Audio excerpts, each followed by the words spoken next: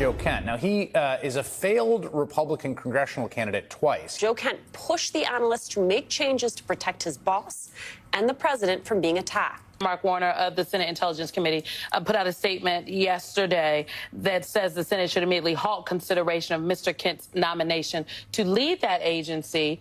I would agree with the senator. Okay, the Democrats, all the media, they used to hate him.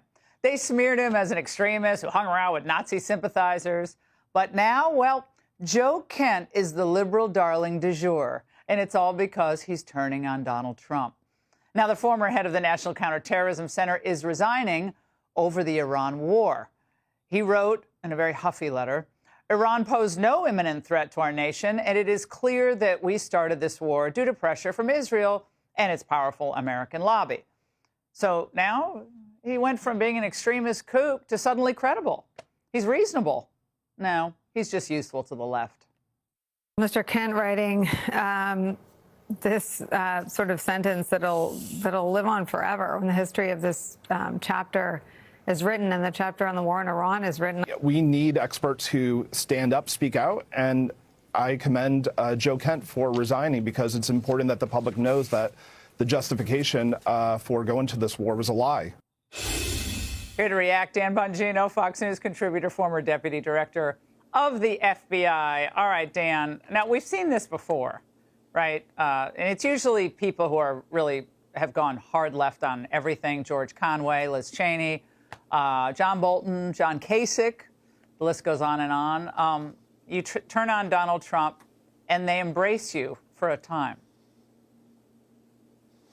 Yeah, this is the whose ox is gored effect. I mean, I've seen it with me during, my tenure in the administration where they'll pick some right-wing radio host or podcaster they hate who they call the conspiracy theorist or a nut job.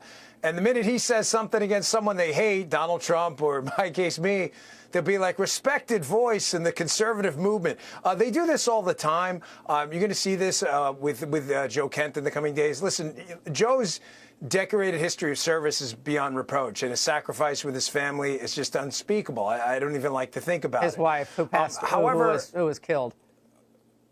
Yeah, I mean, her name is emblazoned on a plaque in a facility I can't really talk about. And when you read the story there, it's a tough story to read. But, again, as I've said with other, the sacrifice is beyond reproach. That doesn't mean that this current opinion is any more fact-based, because it's not. I'm really sorry, Laura. I mean, I read probably a lot more intelligence than he did because they don't have a law enforcement function, the National Counterterrorism Center. They're an analytical clearinghouse. They're valuable. However, I had access to just about everything. And how you could come to the conclusion that the Israelis did it and there was no imminent threat here? Really?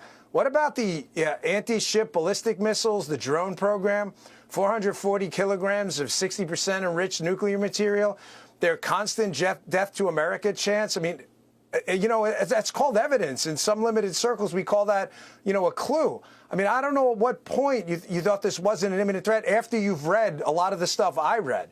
And by the way, that's just the open source stuff we can talk about on the air. I promise you, the president, has a bevy of material that if he could do the Men in Black thing and erase your mind tomorrow, if he told you right now, you would come to the imminent threat conclusion in a snap. Well, a senior U.S. official told Fox on Background that Joe Kent was cut out of presidential intel briefings months ago due to allegations that he was suspected of leaking and that he hasn't been part of any Iran discussions or briefings. But, I mean, he's beloved. I don't know him well. I think he's been on the show a few times, but he's beloved. He served his country, proudly. He said he's very proud of serving in this administration, but he disagrees deeply. And I think respectfully, on this one issue. But he also said back in 2024, Dan, that Iran is poised to attack.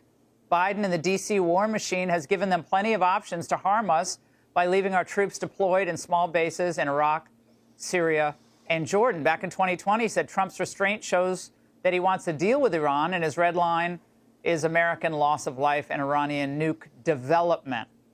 And by all accounts, their nuke development had not been abating. In fact, it was speeding up. I mean, Laura, again, like what more, if you were making a court case here for a threat that was imminent, right? You know, we had Erbil, Beirut, the Khobar Towers, EFPs, explosively formed penetrators in the Iraqi battlefield. We've had drone attacks. We've had threats of drone attacks. We've had, you know, decades of hostage taking in the Strait. We've had decades of actual hostage taking in our own embassy. Cafe Milano. You've had lethal plotting. Asif Merchant, the federal case, and the Pakistani at the IRGC's beholding in the assassination case. What more evidence could you possibly need that this was an actual threat that was imminent? And they still want a nuclear weapon while chanting death to America so much it's just become, you say it on TV, it almost sounds like you're telling a story. Now, well, Trump